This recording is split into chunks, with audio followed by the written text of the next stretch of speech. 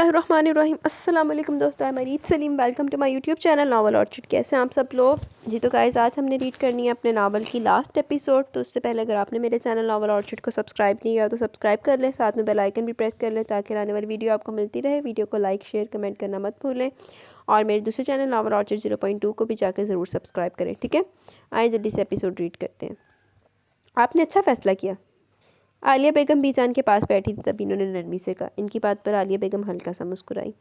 अम्मी, अब्बू सही कह रहे थे, मैं बड़ी हूँ, अगर मैं ही ज़िद के बैठी रहूँगी तो ये हमारा घर कभी एक नहीं हो सकेगा। और वैसे भी इतनी नाइतफाकियों के बाद हैदर विला की हर दीवार अब पुरानी खुशियों का तकाजा करती है। इन्होंने रसानियत से अपनी बात कही, जिस पर बीजान जो बेड पर लेटी थी मुतमिन होकर आंखें मूंद की। शाम में हादी आया तो सभी घर वाले अफरा तफरी में निकलने के लिए तैयार होने लगे। आलिया बेगम आगा जान और बीजान को मिशाल को लाने का बताकर अभी इनके कमरे से निकली थी कि हानिया इनके रास्ते पर आई। इन्होंने सवालिया नज़रों से इसे देखा। वो कुछ देर तक खड़ी होंठ चबाती रही, फिर कहा, मैं भी चलूँ अम्मी मिशाल आपी को लेने? इसके सवाल पर आलिया बेगम हंसती। ये भी कोई पूछने वाली बात है, चलो। इन्होंने हंसते हुए इसका कंधा थपका तो मुस्कुराते हुए इनके साथ चल दी। हमें जाना कहाँ है? हादी ने कार में बैठकर बैक व्यू मिरर पर आलिया बेगम को देखते हुए पूछा। अरे भाई, आपको नहीं पता? हानी जिसके बराबर में बैठी थी हैरत से पूछने लगी। नहीं तो चाची ने बस कहा कि आज सबको कहीं जाना है। वो कंधे उचकाकर बताने लगा। भाई, हम लोग मिशाल आपी को लेने जा रहे हैं, इसने पुरजोश होकर बताया। जबकि हादी बेयकीनी में मुकम्मल पीछे मुड़कर आलिया बेगम, रेहाना बेगम आखिर में नूर को देखने लगा, जो मुस्कुराहट छुपाए इसके एक्सप्रेशन एंजॉय कर रही थी। अम्मी सीरियसली? वो खुशगवार हैरत के आलम में आलिया बेगम से पूछे था, जिस पर इन्होंने मुस्कुराकर हल्के से हाँ में सर हिलाया। हादी ने चेहरा बिगाड़ कर सर खुजाया। मुझे पहले क्यों नहीं बताया लेडीज़? खुद ही आप लोग सब कुछ प्लान करके बैठी थी। वो नूर को घूरते हुए बोला। साफ इशारा था कि बाद में बख्शेगा नहीं। मैं तामी भाई को बता दूँ। कार स्टार्ट करते हुए इसने अल्तमश का नंबर डायल किया। रात का खाना इसने जल्दी तैयार कर लिया था। अब किचन में खड़ी बर्तन धो रही थी, तभी डोरबेल बजी। मिशाल हाथ धोकर गेट पर गई। इसे खुशी हुई कि अल्तमश अपने कहे के मुताबिक जल्द आ गया, पर वो बेल क्यों बजा रहा था? अपनी सोच छटक कर लबों पर खूबसूरत मुस्कान से जाए इसने गेट खोला, पर इसकी मुस्कुराहट सामने खड़े शख्स को देखकर पल में रुखसत हुई, जो अपने मखसूस कमीनगी अंदाज में स्माइल करके इसके खौफ से सर पड़ते मासूम चेहरे को देख रहा था। अंदर नहीं बुलाओगी मेरी जान? वो बोलते हुए खुद ही अंदर दाखिल हुआ। इसके मजबूत कंधा जब मिशाल के नाजुक कंधे से टकराया तो बिदक कर 2 कदम पीछे हटी। सख्ते के आलम से निकलते हुए मिशाल जल्दी से इसके पीछे गई, जब सुकून से लाउंज में रखे सोफे पर बैठ चुका था। आप यहाँ क्यों आए हैं? वो आंखें फैलाई इससे पूछ रही थी। दिल पूरी तरह धड़क रहा था। यह चाय पानी का पूछने के बजाय तुम ये सवाल करी हो। So bad my sweet heart. और वैसे भी अब मैं कितनी बार ये बात रिपीट करूँ कि अपनी जान से मिलने आता हूँ मैं? वो ये बात बोलकर खबासत से हंसने लगा। है ही खबीस। अपनी चीप जुबान बंद रखिए और निकलिए यहाँ से, वरना अब हम सच में अल्तमश को कॉल करने लगे हैं। इस बार गुस्से में मिशाल ने बोलते साथ अपना फ़ोन उठाया, तभी वस्तान ने इसके हाथ से फ़ोन छीन कर ज़ोर से दीवार पर मारा। मिशाल का हाथ हवा में ही रह गया। है यार, गला बड़ा ख़राब हुआ पड़ा। वो मुंह खोले दूर नीचे गिरे अपने फ़ोन को देख रही थी। तुम समझती क्या हो खुद को मिशाल? क्या है इस अल्तमश में जो मुझ में नहीं है? जान, मैं मोहब्बत करता हूँ तुमसे। वल्दान ने तलखी से कहते हुए आखिर में लाचारी से कहा, फिर आराम से इसका बाजू थामने लगा। तभी मिशाल ने धक्का देकर इसे खुद से दूर किया। अल्तमश की पैर की धूल भी नहीं है आप, सुना आपने? अब जाइए यहाँ से, फ़ौरन निकलिए। वस्तान, आप हमारी जान क्यों नहीं छोड़ते? बोलते बोलते मिशाल की आवाज़ बुलंद हुई, आंखें भर भर आंसुओं से भरी। जबकि वस्तान ने दुख से इसकी तरफ देखा। कितना गिरा हुआ समझने लगी थी वो इसे। इसका खून चला था अल्तमश ज़मान पर, जिसने इसकी मोहब्बत, इसकी मिशाल बआसानी अपनी मलकियत में कर ली थी। तेरे वगैरह है ही बगारत इंसान। बगारत तो भी काट नहीं, लेकिन तू तेरे वगैरह लानती, तू वड्डा लानती है। इसने मिशाल से कहा कि वो जल्दी आ जाएगा घर पर। हादी के चले जाने पर इसे रुकना पड़ा ऑफिस में। जब से वो मसरूफ़ सा काम निपटा रहा था, कोशिश यही थी कि जल्दी काम करके ख़त्म करके घर जाए। तब इसका फ़ोन रिंग हुआ। बोल हादी, नाम पढ़कर इसने फ़ोन कान से लगाते हुए मसरूफ़ अंदाज में कहा। भाई गैस करें, हम अभी कहाँ जा रहे हैं? हादी ने इसे पहले बता दिया कि रेहाना बेगम बाकी घर वालों को लेकर इसे कहीं जाना, पर अब इसकी पुरजोश आवाज़ पर अल्तमश को हैरत हुई। कहाँ? आप खुद गैस करें, इसने बेताब अंदाज में कहा। हादी बताना तो बताओ, वरना काम बहुत है, अभी तंग मत कर। वो चिढ़ रहा था ना इसके ना बताने पर। ओके ओके, तो सुनो, हम अभी मिशाल को लेने जा रहे हैं। वो ड्राइव करते हुए पुरजोश लहजे में बोला। आलिया बेगम और रेहाना बेगम भी मुस्कुराई थी हादी को देखकर। व्हाट? अल्तमश आईब्रो भेज कर तकरीबन चिल्लाया। यस, अम्मी के कहने पर हम सब अभी फ्लैट पर ही जा रहे हैं, वो महजूज होकर बोला। आई कांट बिलीव यार, कमीना, ये सब कब हुआ? इसे आलिया बेगम के अचानक फैसले पर हैरत के साथ साथ खुशी भी हुई। बस हो गया, अब आप जल्दी बताओ, आप आ रहे हो? क्योंकि हम लोग तकरीबन पहुंच ही गए हैं, इसने कार को सीधी तरफ मोड़ते हुए कहा। तो तूने मुझे बताया ही नहीं था, अचानक अब बता रहा है? मैं कोशिश करता हूँ जल्दी आने की, वो मुस्कुराते हुए बोला। दिल अभी भी बेयकीन था कि अब सब ठीक होने वाला था। मुझे खुद अभी बताया, वरना ये लेडीज़ अपनी आप में पता नहीं क्या क्या प्लान बनाती रहती हैं। वो बैक व्यू मिरर से इन लोगों को देखकर बोला तो अल्तमश हंसा। फ़ोन रखकर वो जल्दी जल्दी काम ख़त्म करने लगा। बाकी काम मैनेजर को समझाकर वो कुछ ही देर में ऑफिस से निकला था। वो खुश था कि मिशाल का क्या एक्सप्रेशन होगा सबको एक साथ देखकर, लेकिन अंदर इसकी छठी कुछ गलत होने का एहसास दिला रही थी, जिसको इसने फिलहाल इग्नोर किया और तेज़ कदम उठाता हुआ कार की तरफ किया। आप सुनते क्यों नहीं है? हम कह रहे ना कि जाइए यहाँ से। इसके ठीठ की तरह एक ही जगह पर खड़े रहने पर अब मिशाल ने रूहानी आवाज़ में कहा। दिल अजीब अंदाज में घबराया था, डर था कि अल्तमश ना आ जाए। मैं नहीं जाऊँगा जब तक तुम मुझसे मोहब्बत का एतराफ़ नहीं करती। वो ज़िद्दी लहजे में बोलकर वापस सोफे पर बैठ गया। मिशाल ने बेबसी से अपने हाथ भेजे। देखिए वजदान, हम शादीशुदा हैं, यूँ हमारी ज़िंदगी ख़राब मत करें। आप समझते क्यों नहीं? हम मोहब्बत करते हैं अल्तमश से। वो चीखी थी बेबसी से। वजदान ने खून आलूद नज़रों से इसे घूरा। तभी डोरबेल बजी। मिशाल की जान हवा हुई ये आवाज़ सुनकर। इसने एक नज़र गेट को देखकर वजदान को देखा, जिसके चेहरे पर अब जहरीली मुस्कुराहट थी। देखो चलो देखते हैं ये हमें डिस्टर्ब करने कौन तशरीफ़ ले आया। वो इसी में खड़ा छोड़कर उठा और गेट की तरफ बढ़ा। नहीं वजदान, प्लीज़ ऐसा मत करें। आप प्लीज़ कहीं और से चले जाएं। प्लीज़ हमारे साथ ऐसा ना करें। वो भागकर इसके सामने आई, रोते हुए इससे बोलने लगी। मेरी जान रिलैक्स, कुछ नहीं होगा, डरो मत। वो बोलकर इसका कंधा थामने के लिए हाथ बढ़ा रही थी कि मिशाल रोते हुए जल्दी से चंद कदम पीछे होगी। हवा में रुका अपना हाथ देकर वजदान ने लब फेंचे, फिर इसकी साइड से निकलता वो फ़ौरन गेट खोल गया। फिर नवी गलत फहमियाँ। मिशाल ने घबराते हुए मुड़कर देखा। गेट पर आलिया बेगम और रेहाना बेगम समेत नूर, हानी और हादी को खड़े देख इसका हलक खुश्क हो गया।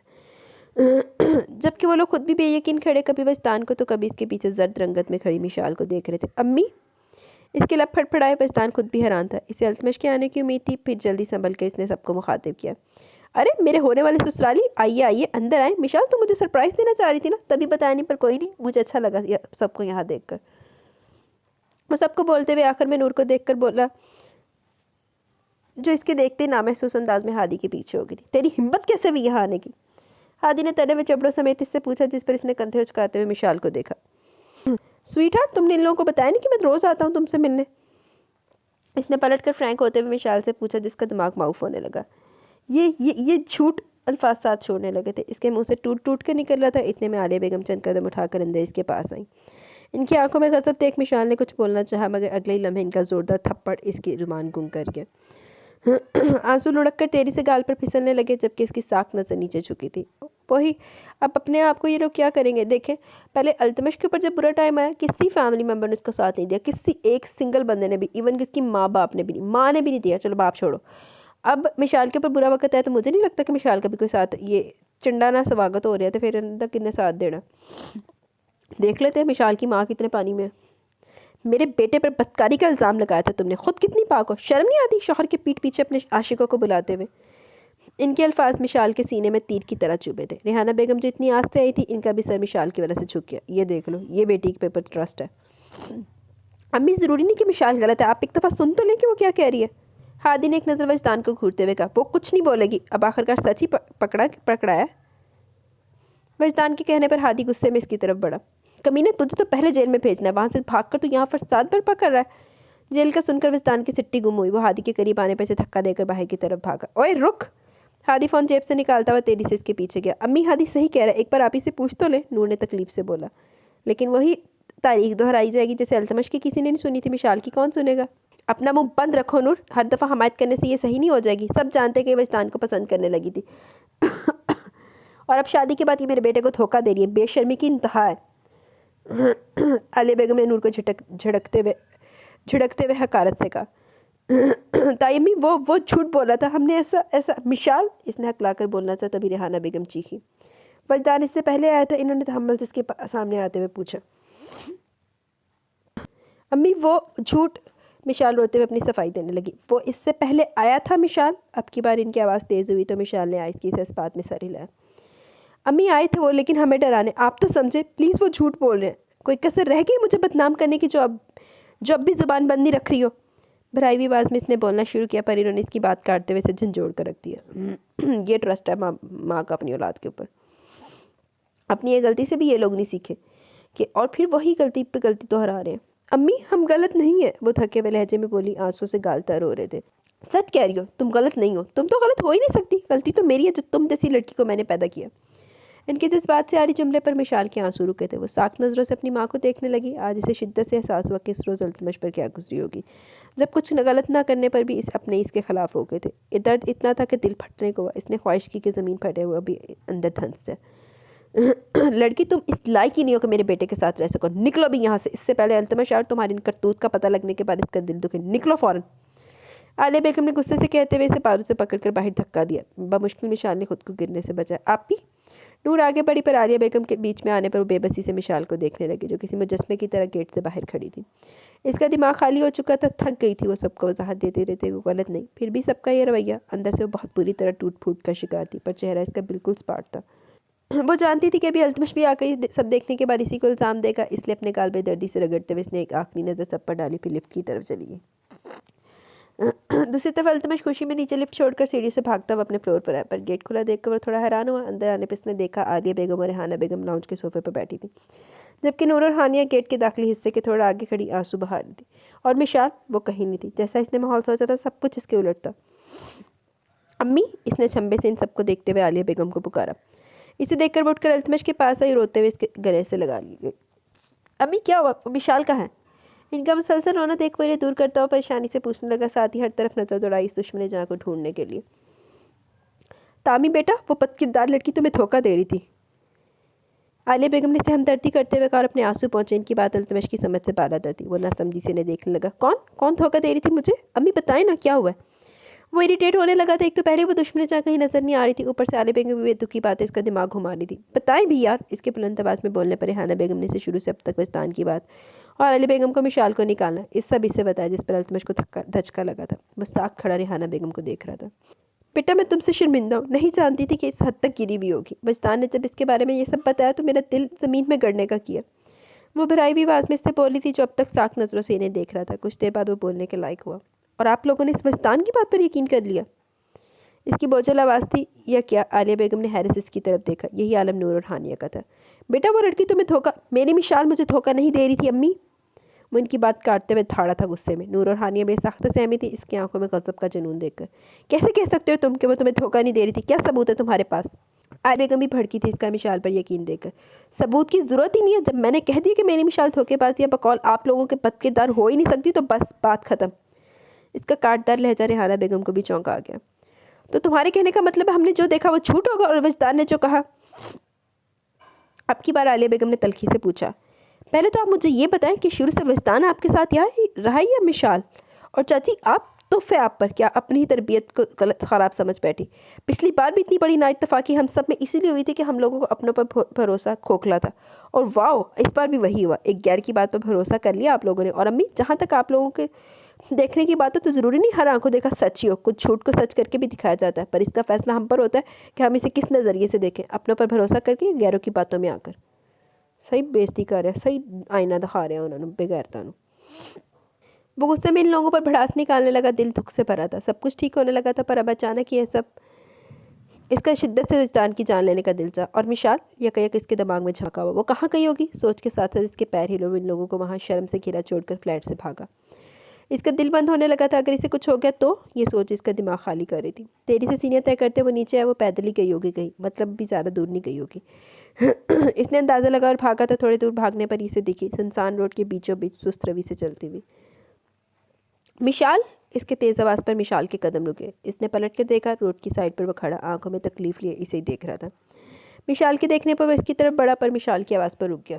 आगे मत आइएगा अल्तमश, वो सपाट लहजे में बोली। अल्तमश ने हैरान कुन नज़रों से इसे देखा। आप भी हम पर यकीन नहीं करेंगे? कोई यकीन ही नहीं करता तो छोड़ दे हमारा पीछा, मर जाएंगे यही बेहतर होगा सबके लिए। अजियत से बोलते हुए इसकी आवाज़ पर आई। मिशाल क्या बकवास करी, चुप रहो। कोई नहीं करता भरोसा तो क्या हुआ, मैं तो करता हूँ ना। इधर आओ फ़ौरन। अल्तमश ने सख्ती से डपटते हुए अपने पास बुलाया, जिस पर मिशाल ने रोते हुए नफ़ी में सर हिलाया। तेरे करतूत हुई तो नहीं ना कि तेरे ते तबार करे हो। नहीं करते आप हम पर भरोसा। अगर हम आ गए तो आप फिर गुस्से से मारेंगे हमें, फिर हम कैसे समझाएंगे वो वजदान झूठ झूठ बोल रहे थे। वो हिचकियों के बीच बोली। अल्तमश को इसका लहजा अजियत में मुब्तला कर रहा था। मिशी मेरी जान, सॉरी, मैं तुम्हें मारता था पर अब तो माफ़ कर दो। मैं कह रहा हूँ ना कि भरोसा है मुझे तुम पर, फिर क्यों इतनी सांसें कमतरी का शिकार हो रही हो? वो अपनी नरमी से इसे समझाने लगा। आप करेंगे हम पर भरोसा? मिशाल ने आज से अल्तमश को देखते हुए पूछा तो इसने आहिस्ती से इस बात में सर हिलाया। मिशाल प्लीज़ इधर आओ, वो अब इल्तिजा करने लगा था इससे। मिशाल ने इसके लहजे में इस कदर तकलीफ़ का अंसर महसूस किया तो बेसाख्ता इसका दिल मचला इसी सितम करके गले लगने को। वह नमज़दा सी मुस्कुराई और आंसू से भीगे गाल को रगड़ते हुए इसकी तरफ बढ़ने लगी। दूसरी तरफ अल्तमश इसे देख अपने कदम अभी आगे बढ़ा ही रहा था कि एक तेज़ पुर आवाज़ हवा कान के पर्दों को तकरीबन चीरते हुए इसके सामने से गुजरी। अल्तमश को लगा किसी ने बेदर्दी से खींचकर इसके जिस्म से निकाली है। कान कुछ पल के लिए सुन से हो गए थे। काफ़ी देर बाद आंखों के सामने से मिट्टी की धुंध हटी थी, मगर अब इस जगह पर मिशाल इजाज़ नहीं थी जहाँ चंद लम्हे पहले वो खड़ी थी। इसने दूसरी तरफ देखा, सफ़ेद रंग की गाड़ी फुल स्पीड से अपना सफ़र तय करते हुए आगे बढ़ते जा रही थी, मगर शायद अल्तमश की ज़िंदगी का सफ़र ख़त्म करके।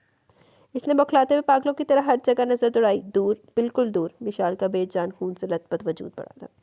इस होलनाक मंजर ने अल्तमश ज़मान का दिल चीर कर रख दिया। आंखों में कुछ दिन पहले वाला ख्वाब लहराया जिसमें मिशाल का बेजान वजूद इसने देखा था। इस वक्त इसने वो सोच बेकार समझकर झटकती, पर अब मिशाल इसकी दर्दनाक चीख रात के सुनाटे में खौफनाक अंदाज में गूंजी थी, और वो भागता हुआ इसके पास जा रहा था। पैरों में जैसे जान ही नहीं रही थी। अपने मिशाल के दरमियान का सफ़र इसे सदियों का लगा।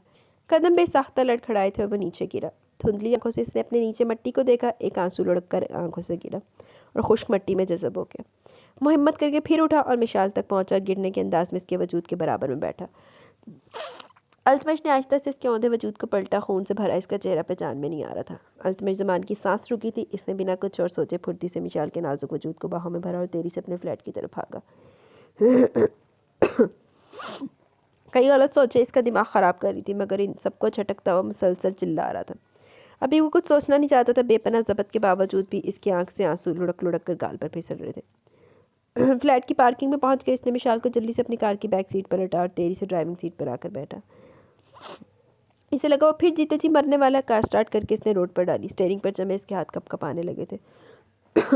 दिल बात पर एक ही बात दोहरा रहा था कि अगर मिशाल हिजाज को कुछ भी हुआ तो अल्तमश ज़मान मर जाएगा। वो नहीं जी पाएगा इसके बिना। फुल स्पीड में कार चलाते हुए एक बार फिर पीछे मुड़कर मिशाल को देख रहा था।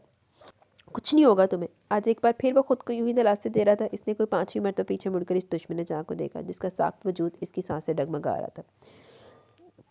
वो इसे देखकर वापस सीधा ही हुआ था कि सामने से वही सफ़ेद कार फिर स्पीड से आते हुए अल्तमश की गाड़ी को टक्कर देते हुए गुजरी। अल्तमश ने संभालने की गर्ज से गाड़ी साइड पर डाली, पर हाय अफसोस इसकी कार सीधा सामने खड़े बड़े से दरख्त से ज़ोरदार आवाज़ के साथ टकराई। केड़ी चिट्टी कार पीछे पै गई ओदे। अल्तमश का सर बुरी तरह स्टीयरिंग से टकराया। आंखें धुंधलाई थी और दिमाग चकराने लगा। बमुश्किल इसने मुड़कर फिर धुंधलाई नज़रों से मिशाल के वजूद को देखा। दूर खड़ी सफ़ेद कार में से साइड मिरर नीचे हुआ। नेहा ने तमस कर उड़ाती नज़रों से अल्तमश को कार को देखा और डैनेगी नेहा डैनेगी। तामी, मुझे ठुकराया था ना तुमने, अब जाओ अपनी मिशी के साथ। ये बात बोलते ही वो ज़ोर से हंसी, शैतानी हंसी। तेनू दस्ते सवाद। नेहा ने एक आखिरी तंजिया नज़र इनकी तरफ डाली, फिर कार स्टार्ट करके वहाँ से चली गई। इधर अल्तमश की बावजूद कोशिश की जब नजरें मुसलसल धुंधला रही थी तो उसने डैशबोर्ड से पानी की बोतल उठाकर खोली और आधी बोतल खुद के ऊपर अंडेल दी। फिर जल्दी से उठकर बैठ सीट पर आया। मिशाल मिशाल, इसने मिशाल का गाल थपथपाया, साथ ही पानी का छिड़काव किया इसके चेहरे पर, मगर इसके यूं पड़े रहने पर अल्तमश ने बेबसी से सीट पर मुक्का मारा। फिर इसकी नब्ज़ चेक की जो बहुत धीमी चल रही थी। अल्तमश को लगा इसकी सांसें छीनकर अचानक चंद पल के लिए से वापस लौटाई गई हैं। वो इन सांसों को अब खोना नहीं चाहता था। इसने मिशाल के वजूद को गोद में उठा और बाहर निकला। वो इसे गोद में उठाए बेबसी से सुनसान रोड को देखने लगा, जहाँ दूर दूर तक कोई टैक्सी या कार वगैरह नहीं दिख रही थी। इसने एक नज़र मिशाल के खून चेहरे को देखा, फिर बिना कुछ सोचे समझे से यूं ही गोद में उठाकर नाक की सीट में चलने लगा। दिल जैसे ज़िद पर उड़ा था कि मिशाल इजाज़त चाहिए थी इसे। बिल्कुल सही सलामत। मिशाल का खून और अल्तमश के सर से निकलता खून इसके कपड़ों को रंगीन कर चुका था, पर इसका चेहरा बिल्कुल स्पार्ट था। तभी थोड़े और दूर जाते इसके पीछे से एक कार आकर अल्तमश के बराबर में रुकी। हादी जो वजदान के हाथ से निकल जाने पर गुस्से से पफरा हुआ पुलिस को कॉल करके वापस फ्लैट की तरफ आया था। अल्तमश को मिशाल के कार में बिठाता देख बेयकीन सा हुआ। इसकी बेयकीनी अल्तमश को मिशाल के बिठाने पर नहीं, बल्कि मिशाल के खून में लथपथ वजूद को देख कर हुई थी। अभी तो ऊपर फ्लैट में थी, फिर अचानक कैसे? वो ये सोच ही रहा था कि अल्तमश कार स्टार्ट करता हुआ जन से भगा ले गया। हादी ने एक लम्हा और ज़ाया किए बिना इसका अपनी कार का रुख किया और कार अल्तमश की कार के पीछे दौड़ाई। पर चूंकि अल्तमश कार स्पीड में लेते हुए गया था तो हादी बीच में इसकी गाड़ी नज़रों से ओझल होने पर थोड़ा कंफ्यूज होते हुए कार रोक गया। फिर थोड़ी देर बाद रास्ते का तयन करते हुए इसने कार दूसरे रोड की तरफ मोड़ी। काफ़ी दूर जाकर इसे एक कार दरख्त से टकराई हुई दिखी थी। हादी की आंखें फैली थी क्योंकि वह कार किसी और की नहीं बल्कि अल्तमश की थी। अपनी कार से निकलता हुआ जल्दी से वहाँ तक आया, पर अंदर अल्तमश और मिशाल को ना पाकर शदीद हैरत में मुब्तला हुआ। बहुत दर्जा घबराया था इस सिचुएशन में, क्योंकि मिशाल की हालत भी बहुत ख़राब देखी थी। इसने जल्दी से अपनी कार में जाकर बैठा और सीट में कार चलाने लगा। कुछ दूर जाकर इसे कुछ शख्स नाक की सीट में मुसलसल तेजी से चलता हुआ दिखा। सेकंड के 1000वें हिस्से में हादी सामान समझ गया वो अल्तमश ही था। वो कार की स्पीड बढ़ाई इस तक पहुँचा।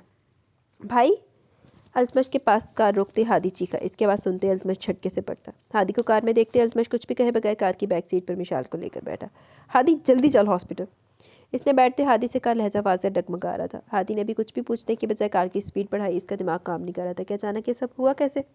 पूछना चाहता था अल्तमश से, पर मिशाल की हालत अभी बहुत नाजुक थी। इसने बैक व्यू मिरर पर अल्तमश को देखा, जो मिशाल को तकरीबन खुद में छुपा इस तरह बैठा था जैसे डर हो कि मिशाल इससे छीन ना लिया जाए। इसके वजी चेहरे पर रकम अज़ियत और तकलीफ देख हादी की आंखों में बेसाख्ता नमी छलकी थी, जिन्हें छुपाने के लिए वो निगाह आगे की तरफ करते हुए कार फुल स्पीड में चलाने लगा। ओ गॉड, मज़ा आ गया आज तो। नेहा अपने पुराना बसीदा से फ्लैट में आकर खुशी से झूमी थी। रेशम बाई के पकड़ाने के पर इसका कोठा मुकम्मल तौर पर बंद करके सील कर दिया गया था, जिसकी वजह से नेहा का जरिया आमदनी बंद हो गया। इसकी ऐशप्रस फितरत की वजह से जल्दी इसने अपना महलनुमा घर जो कोठे के पैसे मिलने पर खरीदी इसे बेच दिया। इस घर से मिलने वाले पैसों को भी इसने चंद महीनों में उड़ाया था, और अब ज़्यादा पैसे न होने की वजह से इसने ये बसीदा सा फ्लैट किराए पर लिया रहने के लिए। डेली कहीं ना कहीं से चोरी या फिर किसी अमीर लड़के को लूट कर इसका गुजर बसर तो हो जाता, पर अल्तमश का ठुकराना और मिशाल से नफरत इसके दिल से निकल ही नहीं रही थी। पर अब वो बहुत खुश थी कि दोनों से अपना हिसाब बेपाक कर लिया था। क्यों चिल्ला रही हो? वजदान जो हादी से बमुश्किल बचकर अब इसके फ्लैट में आकर दम ले रहा था, इसकी खुशी से चिल्लाने पर चिढ़कर बोला, गेस करो आज मैं क्या करके आई हूँ, आ रही हूँ।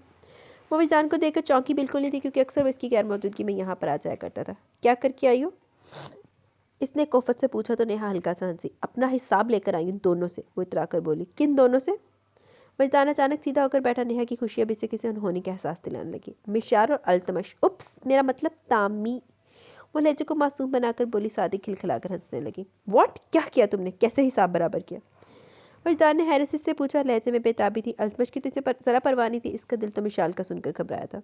दोनों के ऊपर जाने का टिकट बुक करा कर आई हूँ, ईजी था, जस्ट कार एक्सीडेंट। भाई मेरा तो एक ही रूल है कि जो मेरा नहीं वो किसी का नहीं। और वो मिशाल, वो तब तक पहुंच भी चुकी होगी ऊपर। नेहा अपनी टोन में बोले जा रही थी, जबकि वस्तान को इसके अल्फाज किसी शीशे की तरह कान में लगे थे।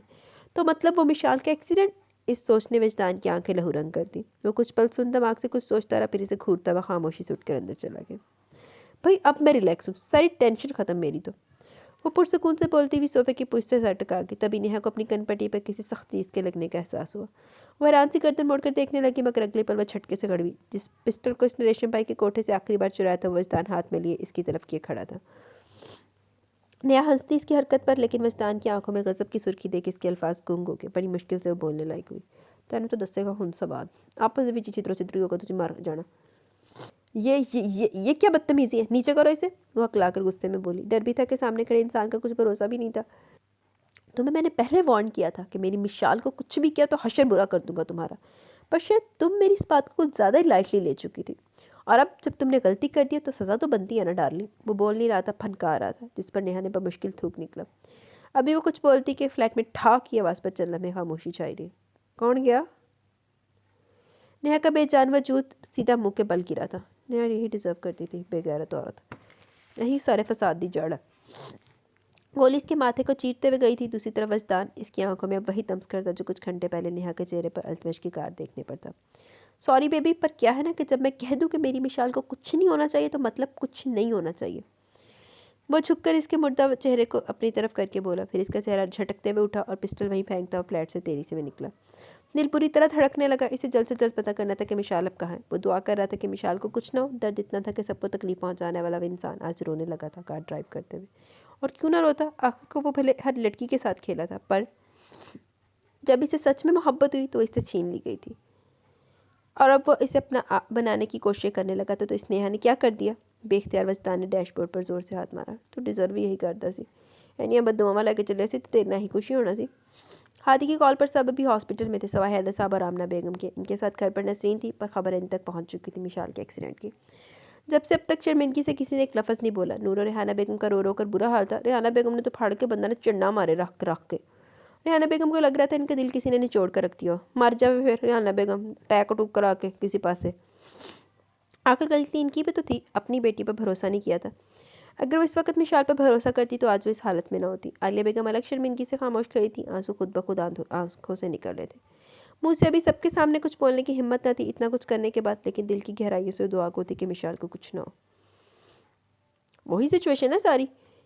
तो फिर मिशाल को कसूरवार जो ठहरा रहे, अभी अपने बारे में इनकी क्या सजा है? अब अपने आप को भी मारे पीटे सारे ये लोग।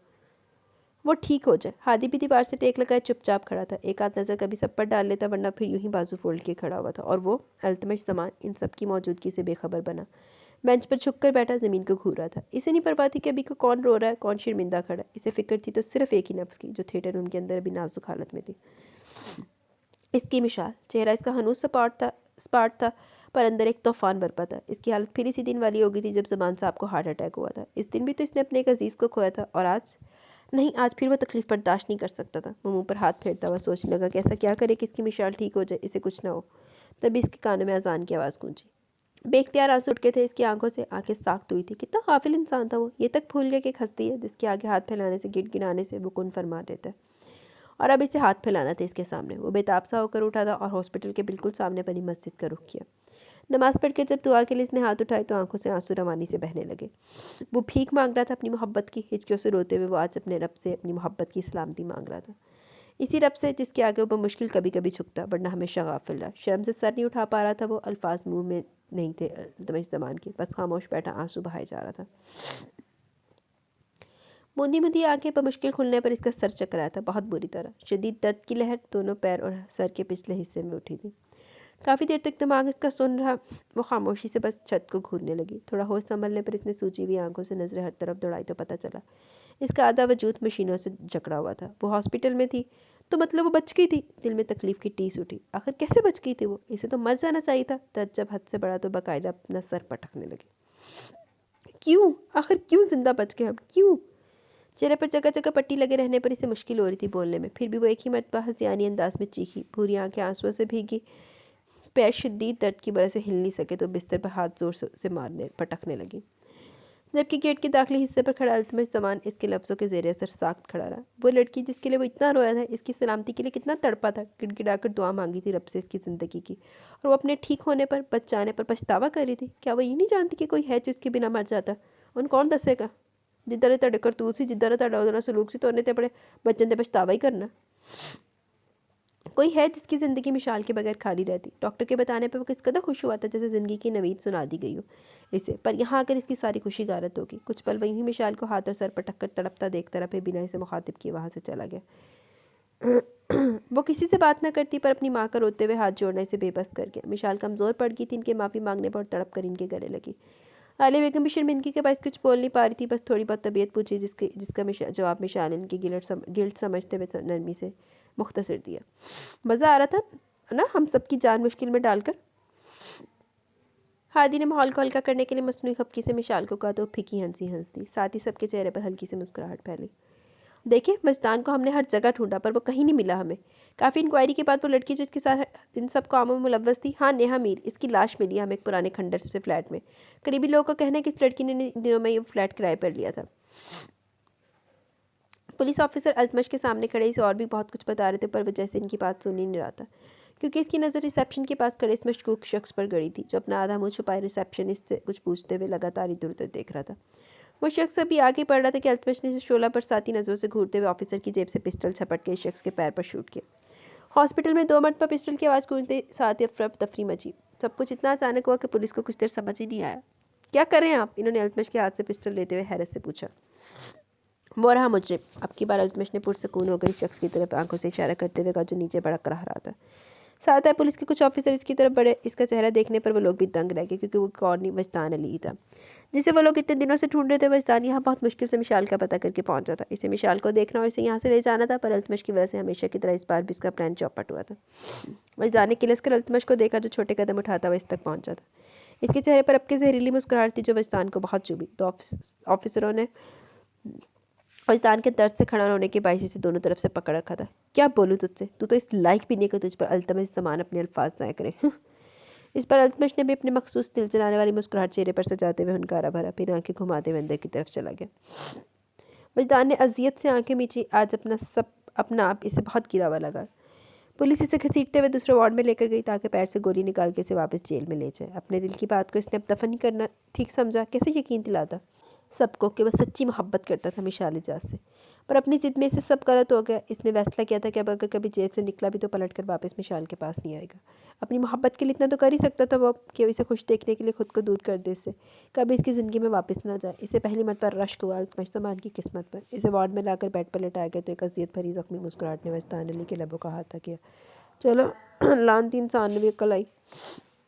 जब से सब इसी के साथ बैठे हल्की फुल्की से बात करके विशाल का दिल बहला रहे थे, पर इसकी नज़रें सितमगर को तलाश कर रही थी, जो पता नहीं कहाँ गायब हो गया था। जब से शायद है तब से वो इसे नहीं देखा था, ना तो अंदर रूम में आया। विशाल की आंखें नम हुई थी। क्या इसे परवाह नहीं थी कि विशाल की कई तरह की सोच दिमाग में घूम रही थी। रात को नूर के अलावा हादी सबको घर छोड़ने चला गया। विशाल बार बार रूम के गेट को देख रही थी। उम्मीद थी कि अभी अचानक वो अंदर दाखिल हो, पर वो नहीं है। आप ही? नूर के पुकारने पर इसने नूर को देखा जो दवाई हाथ में ली इसके बराबर में खड़ी थी। नूर! अल्तमश वो सिसकी थी इस सितमगर का नाम लेते। बकौल में शाल के वो इसे तकलीफ देने का कोई मौका हाथ से जाने न देता था। आप ही? हादी ने तो बताया था कि वो नमाज़ पढ़ने के आते ही होंगे। नूर के तसल्ली देने पर भी इसका दिल हल्का न हुआ। दवाई खाकर वो सर में दर्द होने की वजह से आंखें मूंद गई। अब कैसी है मिशाल? बेहतर है पहले से। पैर में ज़्यादा चोट आने की वजह से भी चल नहीं सकती। डिस्चार्ज चंद दिनों में होगी। आमना बेगम के पूछने पर आलिया बेगम ने तफसील से बताया तो उन्होंने आहिस्ती से इस बात में सर हिलाया। कोशिश करिएगा मिशाल के आने के बाद यहाँ पर बदअमनी ना हो। पहले बहुत तकलीफ बर्दाश्त की इस बच्ची ने। आगा जान ने ठहरे हुए लहजे में ताकीद की तो आलिया बेगम के साथ यहाना बेगम भी शर्मिंदा हुई। किसी तौर तो नहीं बख्शा था इन लोगों ने मिशाल को। तो आगा जान केड़ा घट सी, अभी तो उन्होंने बीच मुलवस सी। सुबह जल्दी इसकी आंख खुल गई। गर्दन मोड़कर इसने देखा तो कमरे में सिर्फ नूर थी, जिसके बराबर में बैठी कॉल पर शायद हादी से बात कर थी। वो कहीं नहीं था। पर पेशानी पर मिशाल को वही मानूस सा नरम गरम लमस अब भी महसूस हो रहा था। तो क्या इसके होश में न आने पर वो आया था इसके पास? तो अभी कहाँ गया था और सामने क्यों नहीं आ रहा था वो सितमगर? विशाल को रोना आया था। वो इसके सीने पर सर रख कर रोना चाहती थी, पर वो तो बेनियाज बना हुआ था, जैसे परवाही ना हो मिशाल की। यकायक मिशाल की आंखों से तेज़ी में आंसू गिरे। तभी गेट खोलकर वो अंदर दाखिल हुआ। इसे देखते मिशाल को बेतहाशा खुशी हुई। सारे गिले शिकवे पल में ख़त्म हो गए थे। नूर की नज़र अल्तमश पर पड़ी तो फ़ौरन रखते हुए खामोशी से रूम से निकल गई। इसे देखकर मिशाल ने बैठने की कोशिश की तो अल्तमश ने कंधों से थामकर इसको वापस लौटा दिया। मिशाल नज़र भरकर इसे खामोशी से देख रही थी, जबकि वो सपाट चेहरा लिए साइड से ट्यूब उठा और इसके पैरों पर पट्टी उतार कर नरमी से दवाई लगाने लगा। अल्तमश! मिशाल के पुकारने पर भी इसने मिशाल की तरफ न देखा। वो इसे मुकम्मल इग्नोर करते हुए इसके पैरों पर दवाई लगा रहा था। मिशाल ने हाथ बढ़ाकर इसके सर पर लगी चोट को छूना चाहा तो अल्तमश चेहरा पीछे कर गया। मिशाल ने सबकी से अपना हवा में उठे हाथ को देखा। दवाई लगाने के बाद इसने फिर बैंडेज की और इसे मुखातिब किए बगैर बाहर चला गया। मिशाल इसकी बेरुखी पर तड़प के रह गई। गुस्सा तो आया सितमगर पर। इतना सब कुछ होने के बावजूद इसका रवैया खला था मिशाल को, पर कुछ ना करके वो अपने ही लब को चल गई। बाहर आकर इसने गहरा सांस लिया। मिशाल की बातों से उसे बहुत तकलीफ हुई थी। वो इससे खफा चाहकर भी नहीं हो पा रहा था, पर थोड़ा तंग करना ही था इसे। तभी भी मुश्किल इसकी मौजूदगी को अल्तमश ने नज़रअंदाज किया था। इसने एक नज़र रूम पर डाली और सूदगी से मुस्कुराते हुए सर हिलाकर डॉक्टर के पास गया बाकी के डिस्क्रिप्शन का पूछने। आज एक हफ्ता हो चुका था इसे हॉस्पिटल से डिस्चार्ज हुए। अल्तमश इसका और अपना सामान लेकर हैदराबाद में आ गया था। शुरू के 1-2 दिन में तो वो सबकी बातों का सिर्फ मुख्तसर जवाब दे देती, पर सबका रवैया इसके साथ इतना अच्छा और नरम देख मिशाल ने भी अपनी नाराज़गी को तूल ना दी। वो ऐसी तो थी ज़्यादा देर तक किसी से खफा न रहने वाली, पर अल्तमश की बेरुखी इसके साथ हनूस वही थी। वो खुद ही कुछ ना कुछ इससे बात करती तो वो रुखे लहजे में जवाब देता, वरना खुद से तो वो इसकी तरफ देखता भी नहीं था। लेकिन हर रात को मिशाल की नींद में एक दहकता लम्हा अपनी पेशानी पर जरूर महसूस होता। पर आज इसने सोच लिया था कि चाहे जितनी भी रात हो जाए वो सोएगी नहीं, और जब वो सितमगर इसके पास रात को आएगा तो इससे पूछ के रहेगी इस बेरुखी की वजह। हादी! रात को हादी बेड पर बैठा ऑफिस वर्क कर रहा था, तभी बराबर में लेटी नूर ने छत को घूरते हुए से पुकारा। इसे लैपटॉप पर नजर जमाई मसरूफाना अंदाज में कहा। कितना अच्छा लग रहा है ना, सब कुछ ठीक हो रहा है, नूर ने यूँ छत को घूरते हुए कहा। इसने इंतहाई मुख्तसर तायद की। मुझे लग रहा था कि आप ही को कभी कोई माफ़ नहीं करेगा, पर मैं गलत थी। लेकिन तुम्हें पता है अब मैं बहुत खुश हूँ। अब की बार नूर ने इसकी तरफ करवट लेकर कहा। मुसलसल कीबोर्ड पर उंगलियां चलाए वही जवाब दिया। बस अब आप ही का पैर जल्दी से ठीक हो जाए, वो इसे देखकर मुस्कुराते हुए बोली। फिर यूँ ही उनका आरा भरा था, जबकि नज़र अभी भी लैपटॉप की स्क्रीन पर थी। अपनी बातों को इग्नोर होता देख नूर की आंखों में नागवारी फैली। ये क्या लगा रखी है तुमने? इसका मीटर ही हाई हो गया हादी की हरकत पर। तभी उठकर नूर ने गुस्से में बोला। क्या हुआ? वो चौंक कर इसके सख्त आसुरतले चेहरे को देखने लगा। कुछ नहीं, करो अपना काम, नूर तब कर कहते वापस दूसरी करवट होकर लेटी सादी कंफर्टर सर तक ओढ़ लिया। अरे क्या हुआ नूर? आदि बौखलाते हुए लैपटॉप साइड टेबल पर रखता हुआ इसके रुख अपनी तरफ करने लगा। नहीं करनी मुझे तुमसे कोई बात, मेरी बातों की कोई अहमियत ही नहीं तुम्हारी नज़र में। वो गुस्से में बोल के इसका हाथ झटकी, मगर अगले ही पल हादी ने इसे कमर से पकड़कर मुकम्मल अपनी तरफ किया और इसे अपने हद दर्जा करीब कर लिया। तुम्हारी बातों की नहीं, तुम्हारी भी बहुत अहमियत है मेरी लाइफ में टिड्डी, वो मोहब्बत पाश नज़र से इसे देखते हुए बोला। तो फिर मेरी बात सुनते क्यों नहीं हो? इसकी शर्ट के बटन से खेलते हुए नूर ने उठेपन से कहा। कहिए, गुलाम सब सुनने को तैयार है। इसके नाक चढ़ाने पर हादी ने प्यार से कहा, साथ इसके गाल चूम लिए, जिस पर नूर बुखलाई। ये क्या बदतमीज़ी है? बात सुनने को कहा, यूँ फ्री होने को नहीं। इसके सीने पर हाथ रखकर इसे दूर करते हुए नूर ने इसे घूर कर कहा। हाँ तो कहो ना, मैं सुन रहा हूँ। वो बेखुदी से बोलकर इसकी छोटी सी सितवा नाक से आहिस्ती से अपनी नाक रगड़ने लगा तो नूर ने आंखें बंद करके गहरी सांस खींची। हादी प्लीज़। इसके लब नूर को अपने कान की लो पर महसूस हुई तो इसने कपकपाते हुए कहा। इसकी लरसती आवाज़ पर हादी ने एक नज़र इसके सुर्ख चेहरे को देखा, फिर हल्का सा मुस्कुराते हुए इसके पसीने से नम हाथों में हाथ रखकर आहिस्ती से दबाने लगा। नूर बेचैन हुई थी हादी के लबों को अपने बाजू पर महसूस करके। बहुत तड़पाया तुमने जालिम लड़की। इसकी मुस्कुराती आवाज़ पर नूर ने आहिस्ता से आंखें खोलकर इसे देखा, पर दूसरे लम्हे इसने हादी को खुद पर झुकता देख आंखें मूंद ली। रात भर दोनों की खामोशी में धड़कनें गुनगुना रही थी। वो जो कल तक हादी की कुर्बत से वजदान की हवसता लमस की वजह से डरने लगी थी, अब हादी की नरम लमस में से मोहब्बत के सिवा कुछ महसूस न हुआ। आधी रात को जब इसे यकीन हो गया कि मिशाल सो चुकी है, तब अल्तमश उठकर इसके पास आया और मिशाल के बराबर में बैठकर इसका मासूम चेहरा तकने लगा। हल्की सी मुस्कुराहट ने इसके लबों का हाथा किया। इस पर झुककर नरमी से इसकी पेशानी पर अपने लब रख किया। तभी मिशाल ने आंख खोली। पेशानी से लब हटाकर अल्तमश ने एक नज़र इसके चेहरे को देखा तो इसके चेहरे पर से मुस्कुराहट गायब हुई। इसे उठा हुआ देखकर अल्तमश दूर हुआ। अभी वो बेड से उठता कि मिशाल ने इसका हाथ पकड़ लिया। अल्तमश, इसने बमुश्किल बैठकर इसे पुकारा। क्यों खफा है आप हमसे? इसका उदास लहजा अल्तमश को चुभा था, मगर वह हनूस चेहरा मोड़े बैठा रहा। मिशाल की आंखें नम हुई थी। मत करे अल्तमश, यूँ बेरुखी नहीं बढ़ते हम हमसे। वो तकलीफ से लहर में बोलते हुए इसके सीने पर सर रखे। तभी अल्तमश इसको दूर करता हुआ उठा, पर अब की बार मिशाल ने इसके एक बाजू को अपने दोनों हाथ से पकड़कर ज़बरदस्ती से बराबर में बिठाया। क्या मसला तुम्हारे साथ? इसने क्रख्त आवाज़ में कहा तो मिशाल ने पलकें झुका ली। फिर कुछ देर बाद उठाई तो आंखों में आंसू थे। अल्तमश ने एक नज़र इसकी भूरी आंखों में भरे आंसू को देखा। फिर उठने लगा तो मिशाल ने इसके दूसरे दोनों कॉलर अपने नाजुक हाथों में दबोच लिए। इसकी हरकत पर अल्तमश चौंका। इसने पहले अपने कॉलर को जकड़े इसके सुर्ख हाथों को देखा, फिर इसके गुलाल बिखरे चेहरे को। वो क्यों इतनी सुर्ख पड़ रही थी? वो नासमझी से भी इसका तेजी से सुर्ख पड़ता चेहरा ही देख रहा था कि अगले ही पल इसकी वजह भी अल्तमश को समझ आ गई। जब मिशाल आहिस्ती से इसके करीब हुई, अपनी भूरी आंखें सख्ती से मींचे इसके दहकते भेजे हुए लब पर अपनी कटावदार गुलाबी होंठ रख गई। अल्तमश के होंठ मुस्कुराहट में ढले थे इसकी इस मासूम हरकत पर। दूसरी तरफ मिशाल अपनी मुंतशिर होती धड़कनों समेत यूं ही कुछ देर तक आंखें बंद किए बैठी रही।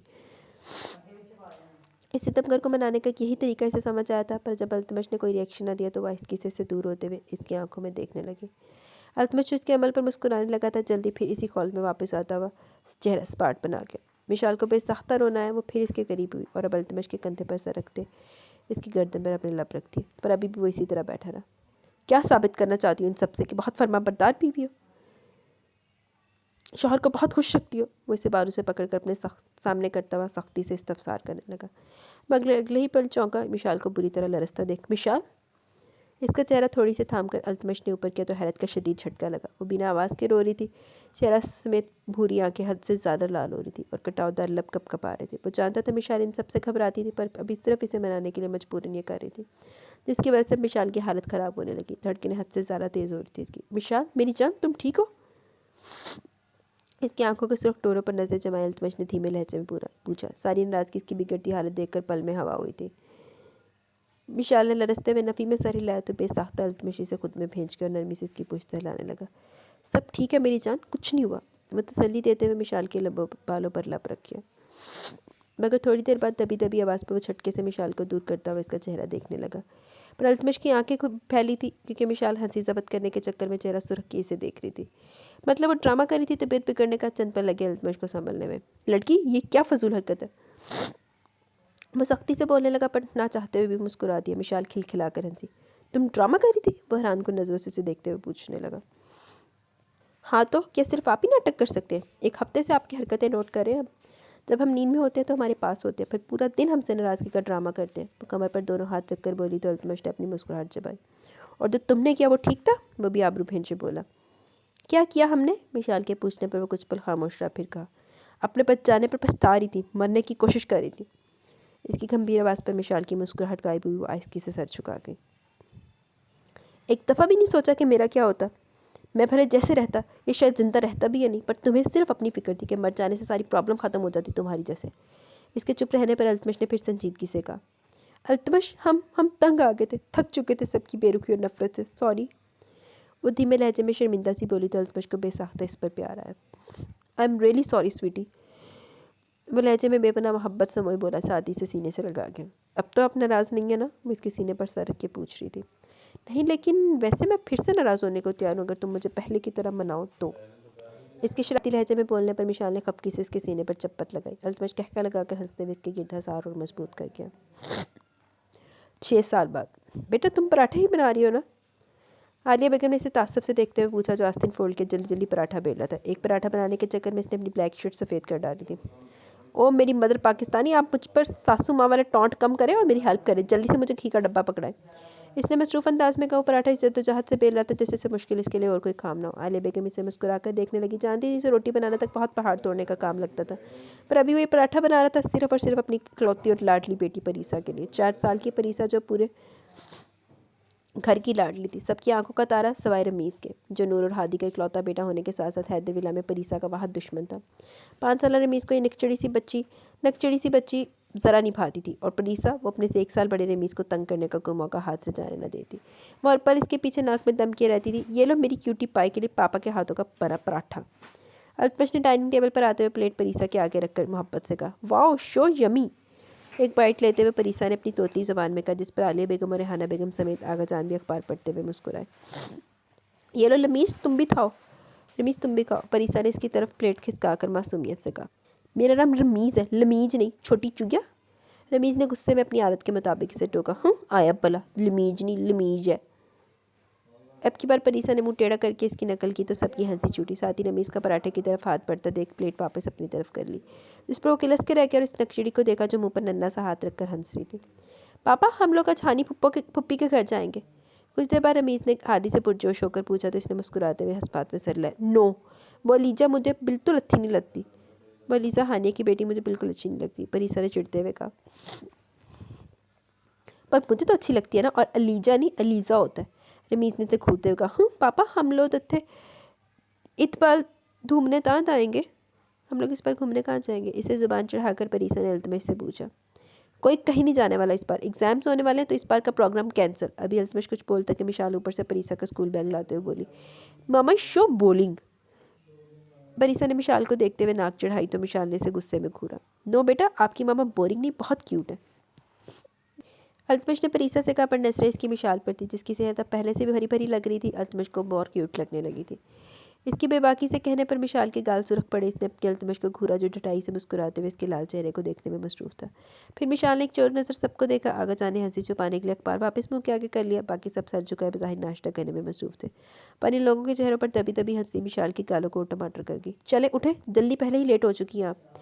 मिशाल ने बात बदलते हुए जल्दी से परीसा को कहा। तब तक नूर भी रमीज़ का बैग लेकर आ गई। चलो बच्चा पार्टी। अल्तमश ने नाश्ता ख़त्म करके कहा, इन दोनों को लेकर घर से निकला।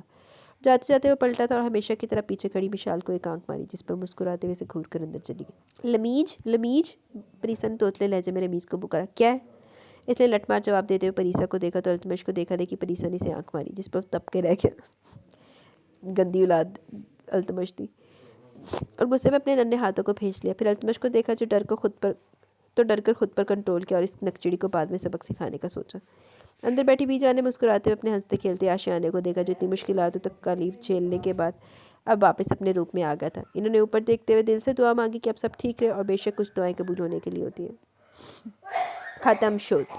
जी तो गाइज़, यहाँ पे हमारा ये नावल अपने इख्तिताम को पहुँचा। कैसा लगा आपको नावल? अपनी राय का ज़रूर इज़हार कीजिएगा। नावल नेम है जी हम नवातु हम राज मेरा, तहरीर बाय निशाल अज़ीज़ का ये नावल है।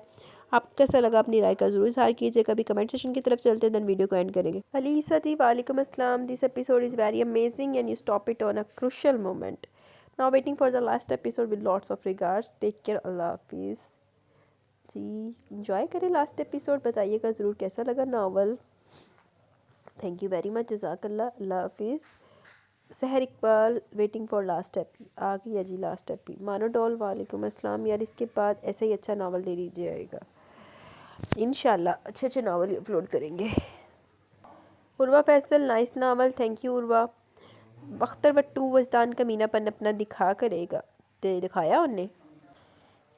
आर्टिस्तान ने हार्ड भेजा है। मैर कुरैशी अपने आपी नमल भी निम्रा बाय निम्रा अहमद रीड कर दें प्लीज़, इंशाल्लाह वो भी करेंगे। बिया नाइस, थैंक यू जी। तो गाइस, यहाँ पे कमेंट सेशन अपने इख्तिताम को पहुँचे। कैसा लगा आपको नावल? अपनी राय का ज़रूर इज़हार कीजिएगा। इंशाल्लाह जल्द मिलेंगे न्यू नावल के साथ। तब तक के लिए अपना बहुत सारा ख्याल रखें, दुआओं में याद रखें। मुझे भी इजाज़त दें। अल्लाह हाफिज़ जी।